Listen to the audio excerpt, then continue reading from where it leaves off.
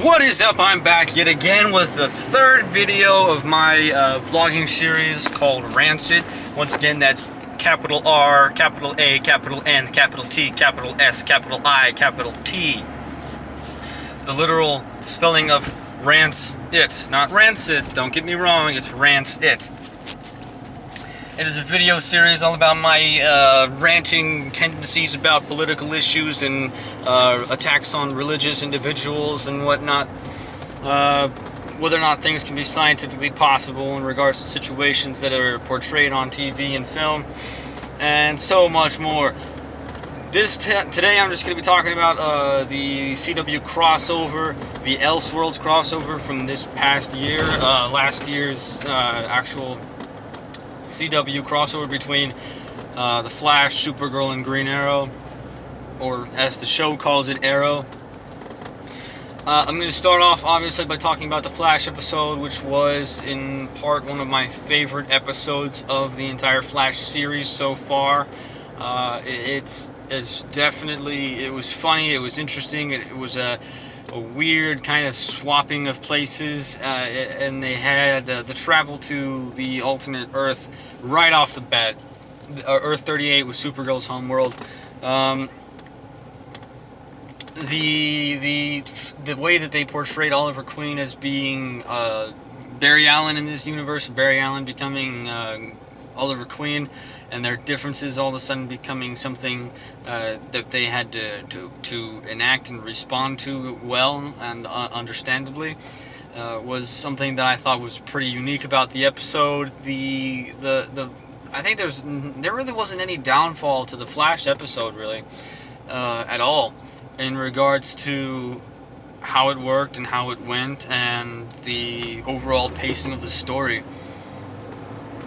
I thought they handled Superman pretty well in the first episode of the crossover, showing him as a necessary part in the fight against Amazo was awesome. I couldn't imagine a better introduction of Amazo fighting against some of the members of the Justice League. The only thing I would have liked more is if Batman was a part of it, but unfortunately he wasn't. We had side characters like Cisco Ramon and Iris West helping out the main team. Cisco Ramon vibing who the main bad guy was and whatnot, the Monitor himself and Dr. Destiny, which I actually kind of like the fact that the character didn't understand what was going on, that it was a unique new experience for not only him but for everyone else, and that the Monitor didn't realize just how powerful the people of the reality that he was screwing with actually were. They made Monitor out to look like the bad guy of the story, which I thought was a good choice. He was a monstrous enemy, and I thought that he was supposed to be this inherently bad guy based on how the show portrayed it at first during the commercials and the set footage and the promotional videos. However, at the end, they kind of showed that it really wasn't. He wasn't really the bad guy of the story. To us as the humans, to the human characters, he was perceived as the enemy. However, in the story, he was actually trying to protect and defend against a greater threat than that of himself. And that's one thing about the character that makes him unique, and what makes this whole Elseworlds crossover unique. Is that in the story, it shows a character who's trying to help the universe, the multiverse, survive a threat that is coming to them that is more dangerous than that of someone who is already capable of destroying entire worlds with a book. And like I said, the Flash episode hit it really well. It hit it off to a good start with the antagonist of the story. There's two main antagonists of the story, Dr. Destiny, or Dr. Deegan as he's normally called, and the Monitor. Dr. Destiny was a great addition to the story, and I really liked the way that the character was made out to kind of be this loser who wanted to change his reality, and in so doing made others subject to his own will. It was an interesting take on Dr. Destiny, whereas he's usually able to trap people in their dreams and make nightmares out of them. In this one, he actually was able to change reality through the help of a book that was able to change reality no matter what universe it was in. And he did so in making himself a successful doctor at Arkham Asylum and changing the lives of Barry Allen and Oliver Queen. And he was even able to, at the end of the second episode of the crossover, the second part, he was able to reach into another multiverse and reach into another universe and take an aspect of that universe and bring it into the universe he was in, which I thought was a sheer, incredibly amount of sheer force of power. And I thought it was really well done. The pacing of the first episode, as I said, was great. The side villain Epsiode was great. Getting to see Epsiode on live TV was awesome. I would have made this review sooner, but I pushed it off until the beginning of 2019 because I wanted to kind of make a daily upload of things, and I wanted to start off the new year right by doing so in a way that made it. So I declared it that I was going to start this year doing it, and so far I've been able to keep that up. Like I said, the Elseworlds would have come sooner. The Elseworlds review would have come sooner if it wasn't for the delay on my part, the want to make a delay on my part. The second part of the episode was not the episode, but the second part of the series, the Elseworlds crossover. I thought was another really well done one. I was disappointed in Ruby Rose's portrayal of Batwoman. I thought we would get a little bit more of that. She was kind of in it for like maybe a total of 5 minutes as Batwoman. As Cassandra Cain, though, she was in it for quite a while. So there was a lot more talking in the Green Arrow episode than you would think. Even though it was supposed to be a darker part of the story, it really wasn't necessarily dark as much as it was just kind of, talkative. And talkative is not necessarily something that I want to see in a show about a guy who's a martial arts master who can do whatever he wants with in regards to physical labor, and he's wealthy and has the ability to do all kinds of things, and he's basically a Batman with a green arrow, with a bow and arrow. And we got some clue as to what actually happened to Batman in the CW Earth 1 universe. Apparently he went missing 3 years prior to the events of the Elseworlds story, and we don't really get much else other than that. People have speculated that he existed during several seasons after the initial disappearance date that would have come along if Batman actually did disappear 3 years ago, as to where Batman or Bruce Wayne would be. And I believe Arrow season 5, Oliver Queen was mayor, and he said Bruce Wayne hadn't left Gotham to come to Star City or something like that. So this is only the 7th season of Green Arrow, so if it really was 3 years ago, you're really kind of loosely tying it into the main story. One of my theories about what happened to Batman is actually that it's the Bad Blood storyline, kind of where Talia al Ghul captures him and basically just kind of tortures him into a state of mind control. Only in this universe it would take longer and it would take more time. However, we did see some artifacts in the Arkham Asylum weapons chamber from the Christopher Nolan Batman series. So one thing I would think is that maybe the Christian Bale Batman is the Batman of the universe that the CW takes place in, and that Green Arrow came after that, and he's a much younger vigilante, and that Flash came after that, and Batman kind of remained a figure of controversy, whereas people don't necessarily know if he's actually real or not, because you didn't get much of the There weren't many cameras on Batman. It was more along the line, like the first movie of the Batman Begins, the Christopher Nolan, Christian Bale story arc had Batman Begins, where Batman was still a myth.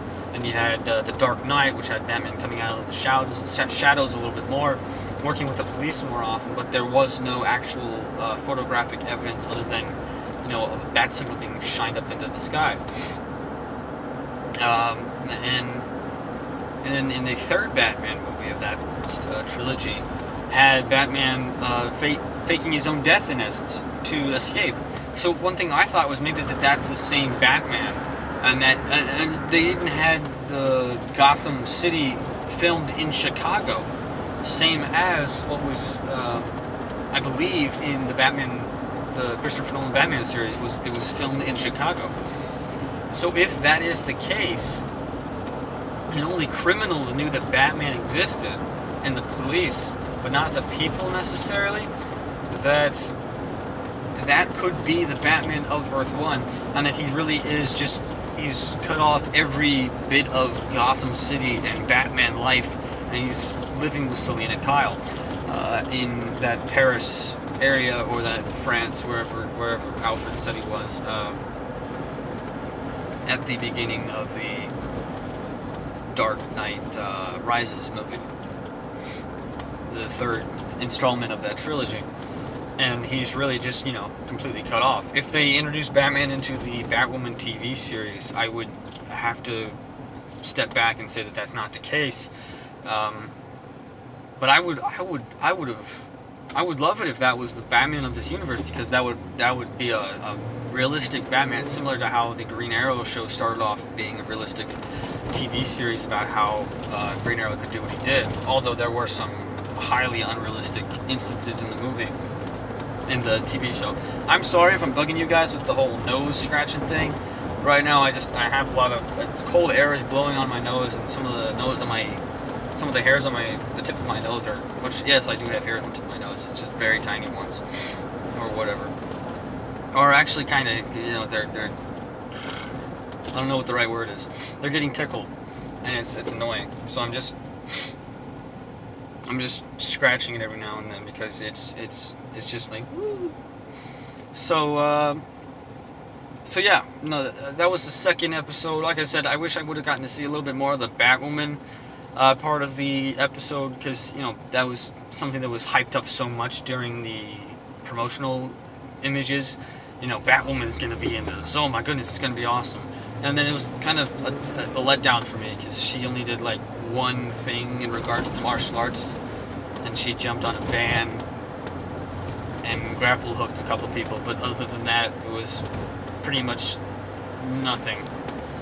And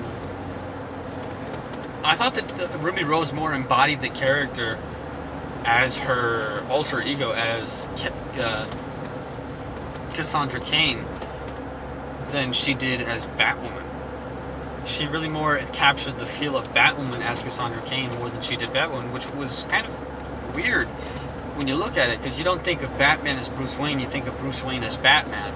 You think of the character portraying Batman more than he does Bruce Wayne. Yet in the episode of the Elseworlds crossover, the Arrow episode, Cassandra Cain was more of a Batwoman than Batwoman was, which kind of felt strange to me. And then there was that whole World's Finest thing that I didn't like that part of the episode, where they had Batwoman and Supergirl shaking hands, and they were like, yeah, we would make a great team. And then Batwoman goes, World's Finest. And it's like, yeah, no, that's Batman and Superman. You can't take that from the OG. You can't take that from the OGs. So that's another thing that they tried to shoehorn into the situation. It's not necessarily a huge social justice warrior. I'll call it SJWs from now on. It's not necessarily a huge SJW shoehorn feminism aspect into the episode, as much as it is just kind of stupid. Because it's Batman and Superman are the OG World's Finest crew, and I don't want to see a Batwoman, Supergirl team up where they call themselves World's Finest, because they already had a World's Finest episode, and that was with Flash and Supergirl, which was already bad enough, because it's not even got a bad figure in there. You know, it's just, it's so, ugh, I didn't like that. I really didn't like that. Now, I know I'm getting nitpicky at that, but the rest of the episode was, in my mind, pretty good. You had a decent action sequence between Flash and Green Arrow, or Oliver Queen as Flash and Barry Allen as Green Arrow, where they both saw the other person's fears because they were living the other person's life or something like that. And both of them just realized how much the other person had to go through, and they kind of bonded over that in a brotherly way. And like I said at the end of the... I don't know if I actually said this. I'm probably jumping the gun. But at the end of the second episode... Yeah, no, I did say this already. At the end of the second episode, Dr. Deegan, or Dr. Destiny, gets the book back, and he rewrites history again. He rewrites reality. He takes a piece of another reality and brings it into his. He becomes Superman. And then the third episode of the Elseworlds crossover was the one I was looking forward to so much, because I for sure thought it would do Superman justice, because he would have to fight against the black-suited Superman. And I was on the edge of my seat while watching the Superman versus Black Superman fight. Now, let me clarify something.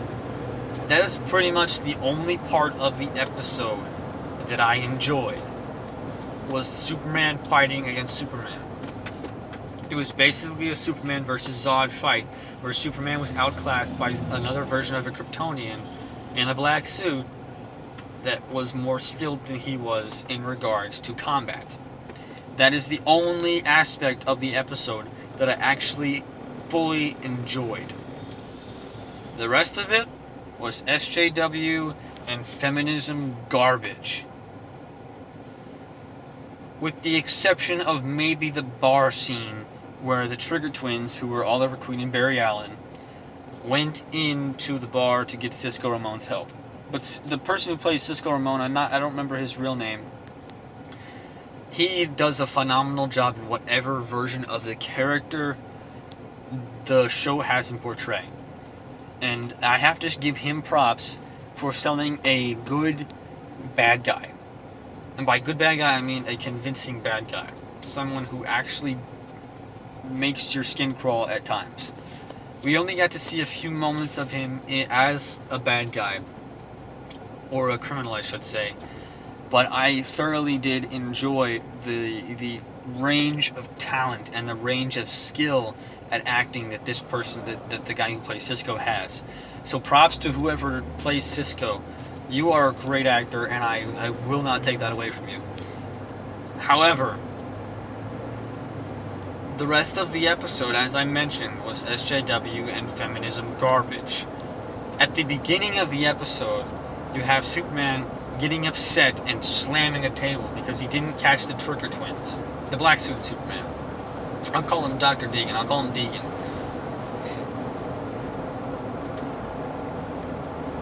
He then goes to the prisoner chamber where Kara is and talks to her, or some. First, he initiates some sort of protocol or something like that, and she starts getting injured. And then he talks to her, and then the first thing that she says is, "Oh, so you take my powers, but not my gender. What, are you afraid to be a woman?" Okay, right there is the first strike. Feminism off the charts. They're not even subtle about it. It is a Supergirl episode, so what are you going to expect? It's garbage anyways.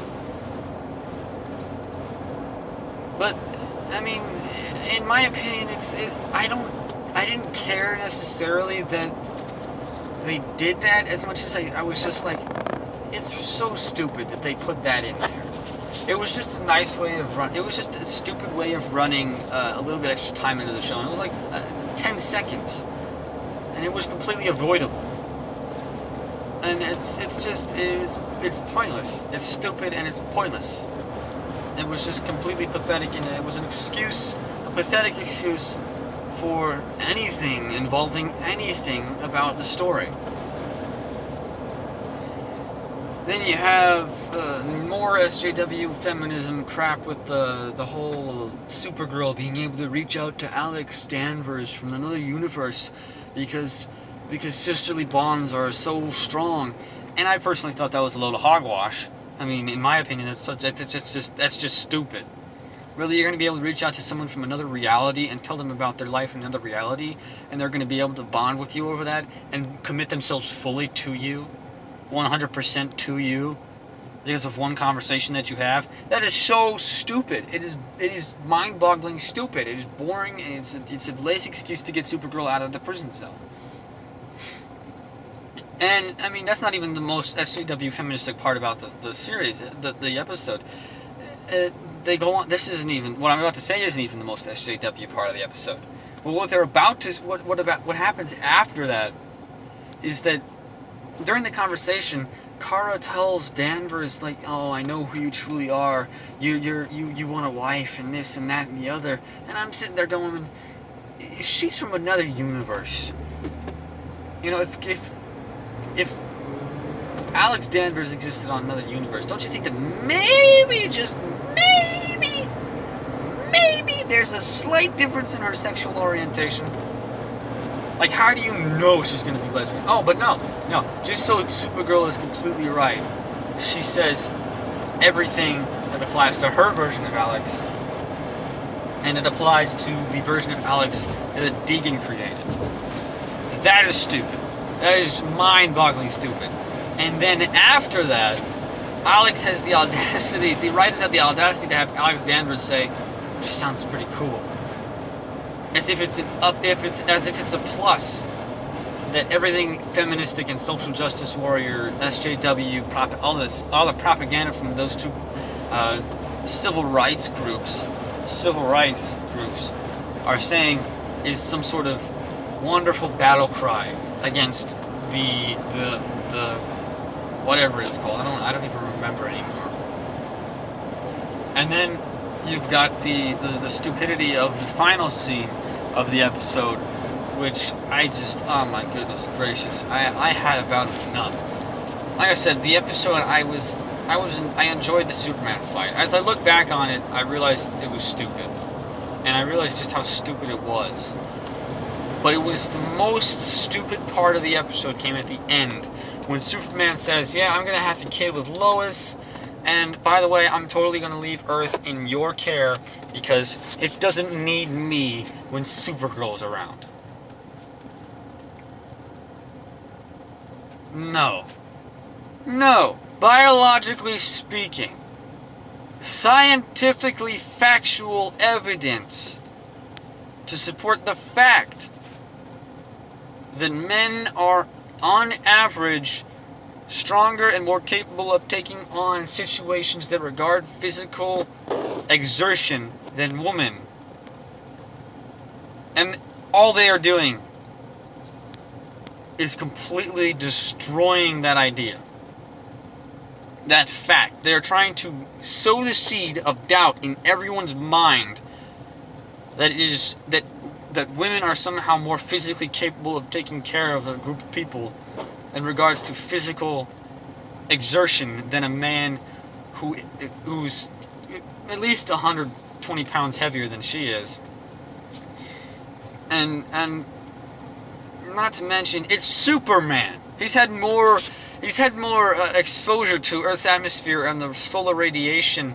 And the only thing that I can make sense out of this is that Supergirl was somehow able to grow in strength faster than Superman because she grew up on Krypton more. But that wouldn't make much sense, because then you would have to say that Zod would be 1,000 times more stronger than Superman, and that Zod would be more powerful than any Kryptonian because he was the most skilled and the most trained in martial arts, and that Supergirl wouldn't stand a chance against Zod if Zod ever got out of the Phantom Zone. And that Superman wouldn't have stand a chance against Zod. But no, it doesn't work. It's the SJWs and feminists trying to make it look like women are superior to men in every way, shape, and form. And they even go to the extreme saying that women would be better at handling intense situations because they're more prone to stop and ask questions first before acting. I'm sorry, but if a guy has a gun pointed at my head, I'm gonna take it out of his hand and shoot him with it. That's just how it works. It's survival instinct. It is more prone to exist in the male psyche than the female. That is why men have been trusted more with the lives of people than women have, because men have the innate desire to protect. I am not saying that women can't have that. Women have the innate desire to protect their children. What I am saying is that men have the innate desire to protect everybody that they care for. So they are going to act quicker, and that is going to wind up making things better.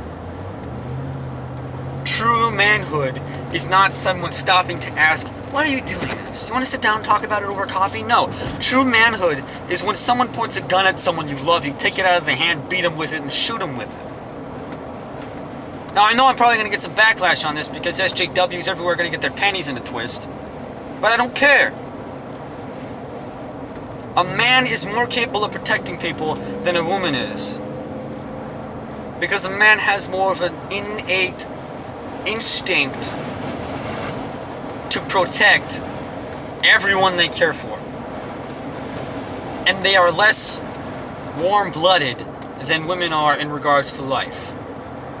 In other words, when it comes to protecting someone, men will do anything. A real man will do anything to protect someone they love. Pain will not get to them when their adrenaline spikes. I know. I have done things along the lines of that where I have not felt pain because my adrenaline has spiked. I've been able to run on a sprained ankle because my adrenaline spiked. I've been able to get cut multiple places on my body, deep gashes. One even on my back, right around the spinal area, without feeling it, because I had an adrenaline spike, an adrenaline rush. I was more capable of taking in pain and dishing out deadly force because I had an adrenaline spike more so than a woman would. Men are more innately designed by God to take care of people in regards to protection and defense than a woman is. So no, a woman would not be better at taking care of a situation that required, fast acting if they were to slow down and try and talk. That's not how you do it. Now, they may be better at analyzing a situation. If that's what they're saying, then maybe that's true. Because a man has the instinct to act instinctively. Acting out of pure instinct, instantaneously, to protect. That flew in the face of truth and understanding of what is good and right, and it really is annoying when when social justice warriors and feminists try to exalt everyone except for a man, a real man, into this place of being better. They try to make everyone completely equal. I believe everyone should have equal rights, yes, but not everybody is equal. A woman is not going to be as equally strong as me on average. Now, there are women out there who are going to be stronger than me, okay? There are bodybuilding women who can probably lift twice my body weight. I don't disagree with that. Those are women who have committed themselves to becoming much more strong than they should be. Naturally speaking. What I'm saying is, on average, a man is going to be stronger than a woman. That is fact. That is not insulting. That is not my opinion. That is factual evidence, and has been proven time and time again. And everything in Supergirl is trying to fly in the face of factual evidence and support the SJW and feminist movement. Which is pure hogwash. So overall, I like the Elseworlds crossover. For a rating, with the downfall of the Supergirl episode, I have to say I give it a 7 out of 10. Which is something I don't want to say because Superman was a big part of it and I enjoyed it. But it is a 7 out of 10 in my mind because that entire episode was Supergirl's episode was just garbage. Anyways, that's it for now. If you're new to the channel, please hit the subscribe button. I wouldn't be opposed to getting more people to watch these videos. As I said, I'm going to be putting out a book series about the science of superheroes. First one being the science of Superman. And I cannot wait to get those out to you guys. Once again, I'm working hard at that as possible. I'm working hard at that as much as possible. And I can't wait to see you guys next time. Alright, see ya.